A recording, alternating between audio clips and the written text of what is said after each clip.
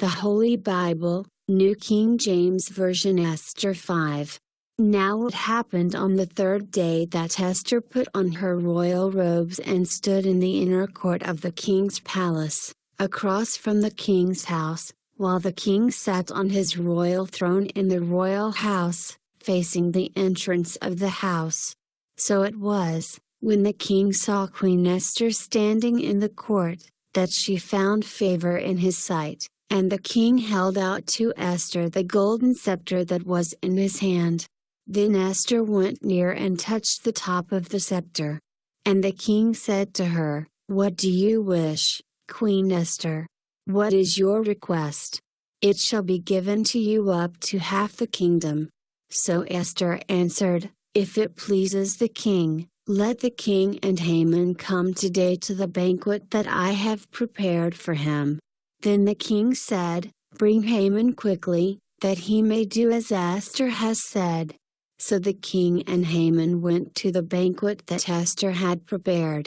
At the banquet of wine the king said to Esther, "What is your petition? It shall be granted you. What is your request? Up to half the kingdom. It shall be done." Then Esther answered and said, "My petition and request is this: if I have found favor in the sight of the king, and if it pleases the king to grant my petition and fulfill my request, then let the king and Haman come to the banquet which I will prepare for them, and tomorrow I will do as the king has said." So Haman went out that day joyful and with a glad heart. But when Haman saw Mordecai in the king's gate, and that he did not stand or tremble before him, he was filled with indignation against Mordecai. Nevertheless Haman restrained himself and went home, and he sent and called for his friends and his wife Zeresh. Then Haman told them of his great riches, the multitude of his children, everything in which the king had promoted him, and how he had advanced him above the officials and servants of the king.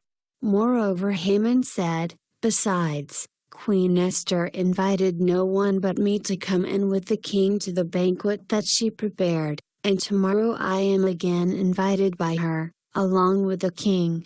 Yet all this avails me nothing, so long as I see Mordecai the Jew sitting at the king's gate."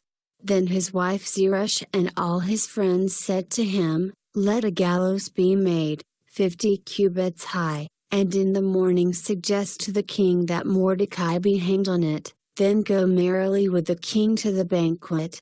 And the thing pleased Haman, so he had the gallows made.